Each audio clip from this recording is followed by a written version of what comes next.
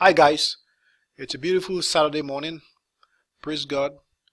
I want to show you how to select a company as a good candidate for stock market investing.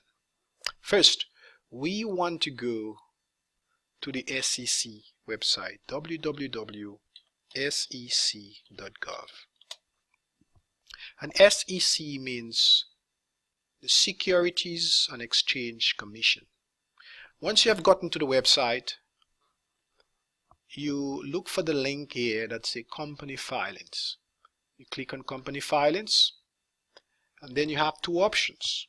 You can search by company name. It's a little difficult because there are a few companies that have similar names. So I prefer to do a fast search by using the sticker or the symbol of the company. So I want to search or do a research on LKQ.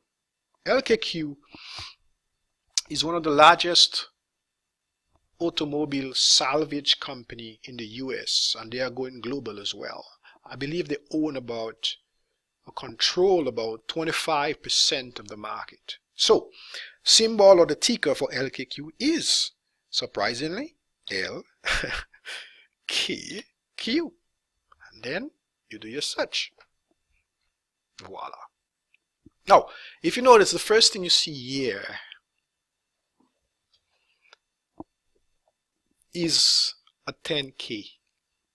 10K is what the SEC refers to as an annual report.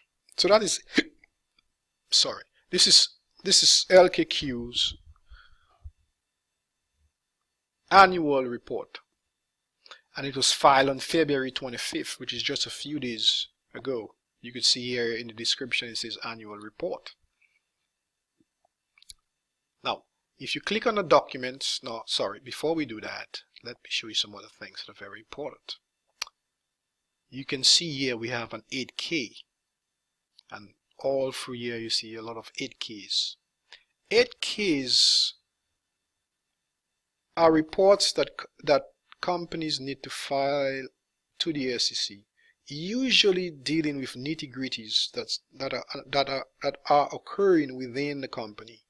For instance, a change in director, a change in financing options,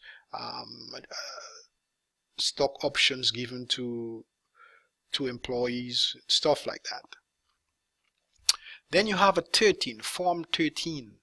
A Form 13 is filed by large investors, usually institutional investors, hedge fund, people with a lot of money. And to file a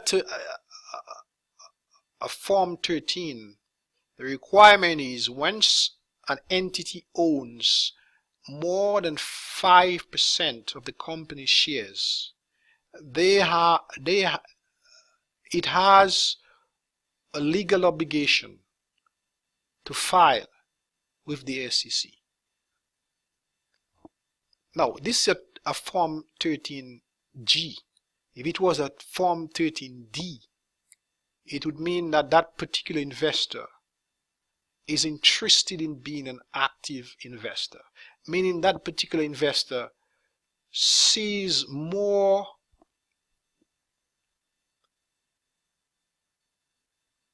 opportunities for the company to do better.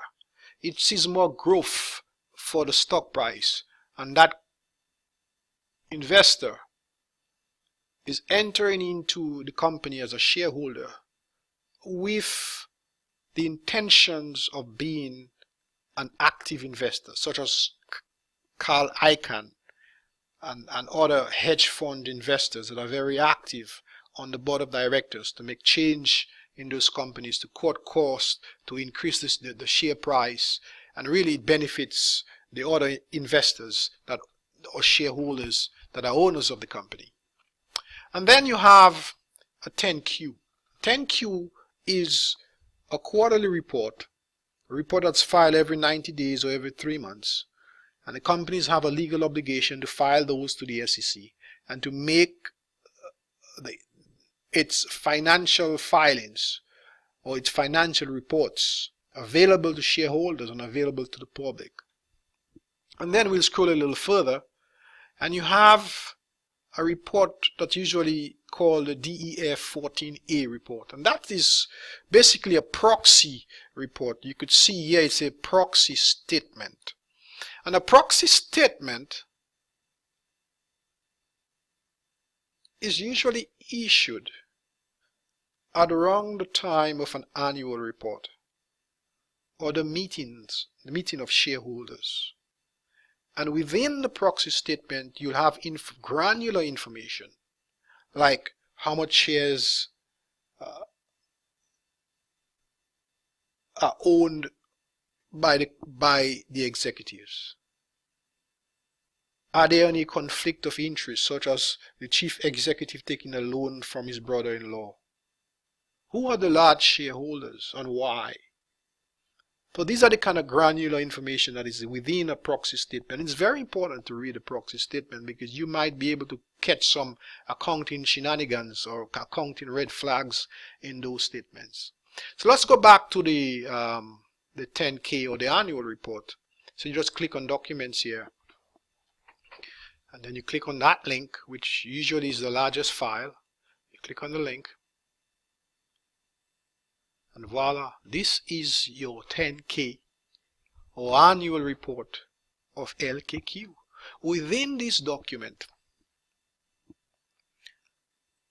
is everything you need to know about the company.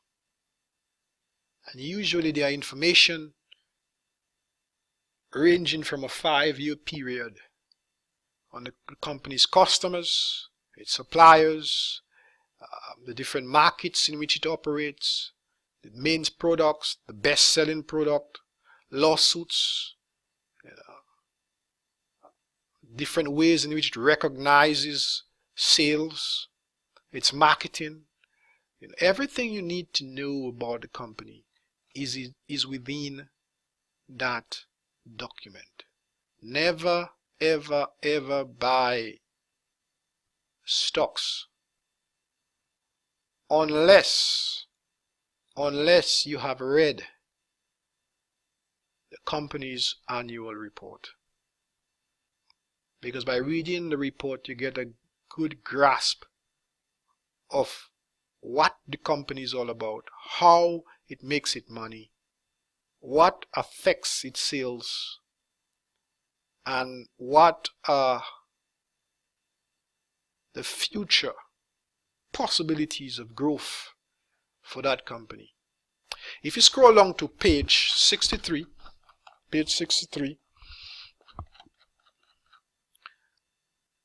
forgive me for a moment, we're going to scroll along to page 63, and here you have the company's assets, the company liabilities and shareholders' equity, right? You could see the long-term obligations, so the money that the company owes to the bank is 1.5 billion. It was 1.7 billion a year ago.